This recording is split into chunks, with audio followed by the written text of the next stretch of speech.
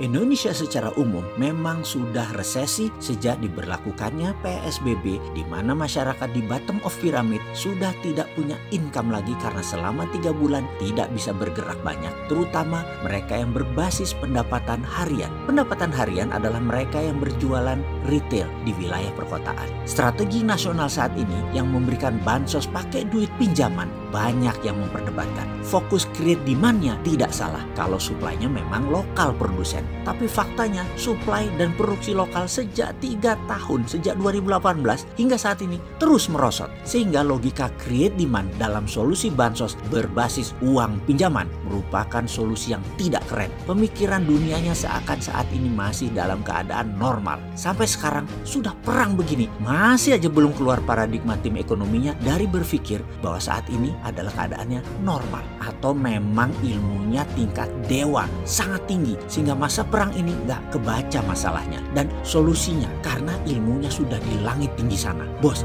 ini perang bos, itu virus corona masuk dalam biological warfare. Penanganannya perang ya kayak perang, survival of the nation mode yang dipakai. Ngerti nggak sih survival of the nation mode? Langkahnya bukan pemadam kebakaran. Waduh, bagaimana sih mau nolong negara ini kok susah bener bikin ngerti para pejabatnya. Gini deh, sekarang kita masuk ke awal masa resesi. Kalau dalam definisi resesi versi NBER, National Bureau for Economic Research, kalau 2 kuartal berturut-turut mengalami pertumbuhan minus, maka kita menjadi resesi. Kita tahu kuartal pertama tahun ini mulai bergerak turun, Januari Maret, dan padahal itu belum dideklarasi masalah COVID. Lalu April sampai Juli kuartal kedua kita minus. Kuartal ketiga Juli sampai September bagaimana? Masih ingat sih mengapa si Bosman ini selalu berkata hati-hati bulan September? Ada apa dengan September? Oktober bisa diumumkan kira-kira. Dan pengumumannya apa? Indonesia resesi. Solusinya gimana supaya nggak resesi? Kan sudah berkali-kali dibilang ganti pemain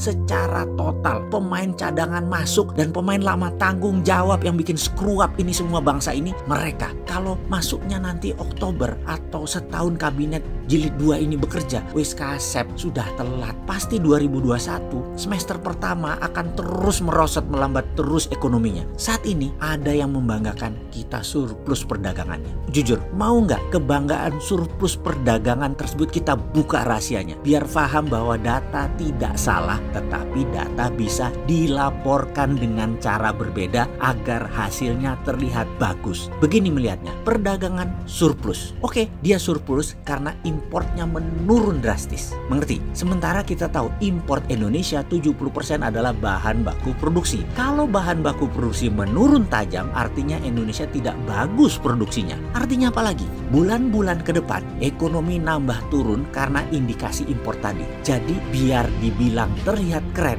makanya datanya diinfokan sepotong. Walaupun benar, yaitu Indonesia surplus transaksinya. Padahal, iya benar surplus transaksinya, tapi gara-gara impor turun terlalu tajam. Sementara impor adalah bahan baku produksi. Sudah mulai ngerti? Pinter ya cara dia buat laporan? Ya pinter lah, orang dokter S3 yang melaporkan. Lalu ditambah lagi ketegangan Laut Natuna Utara. Maaf, saya lebih memilih istilah Laut Natuna Utara ketimbang Laut Cina Selatan. Karena memang nama tadi atau istilah tadi yang diklaim oleh Tiongkok sebagai traditional fishing ground China sejak ribuan tahun yang lalu, yang harusnya kita berani juga dan bernyali juga mengatakan jancuk kon Tiongkok. Sejak ribuan tahun yang lalu tempat itu sudah traditional fishing groundnya kami orang Natuna. Jadi 200 mil laut utara Natuna itu laut kami, cuk. Ketegangan Laut Natuna Utara sisi utara yang dianggap biasa oleh pejabat kita jadi tidak terasa dan tidak memperhitungkan banyaknya langkah-langkah diplomasi catur atau malah ngajak damai. Ini lucu, damai di negara yang dua-duanya perlu perang, kok nggak nyandak ngelihatnya. Asli ini lucu. Bos, mereka berdua memang mau perang, tapi perang ala mereka. Yo mikir dikit lah wahai pejabat.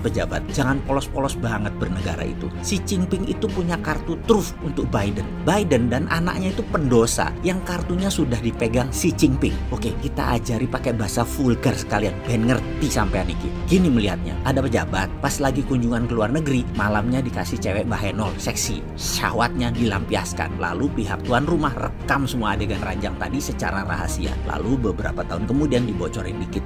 Ingat nggak adegan ini ke pejabat tadi? Langsung itu pejabat bagai kerbau dicucuk hidung. Nurut sama bohirnya sudah. Mati aja lo kalau udah kayak gitu. Pejabat di banyak negara yang terima suap Tiongkok itu lebih dari 70 negara di dunia ini, dan lengkap dokumennya pihak Tiongkok punya. Kapanpun mereka pakai bisa. Di sisi Biden sama persis. Sehingga Xi Jinping akan bilang sama Trump, lu mau jadi presiden lagi? Huawei 5G Cina yang kontrol ya. Gue beli gandum sama kedelai lu bulan September Oktober tahun ini biar dapat dukungan dari para petani yang merupakan 20% suara rakyat Amerika. Kemudian persis seperti Rusia, dalam satu malam sebelum Pilpres 2016, segala dosa Hillary Clinton, email-email negara yang masuk ke ranah pribadi Madam Secretary disikat sama Rusia, disebar. Bubar langsung kepercayaan terhadap Hillary dan Trump menang. Apa Trump nolak tawaran Xi Jinping itu? Pasti disambut baik dan perang dagang untuk sementara posisinya draw sama kuat. Trump presiden lagi. Mungkinkah dengan strategi begini ternyata Biden tetap menang? Lalu Tiongkok bagaimana? Adalah langkah Tiongkok yang tetap bikin Joe Biden gak bisa apa-apa. Malah negara lain kejepit efeknya. Tahu kan langkah Biden dan Tiongkok apa? Terus Indonesia bagaimana?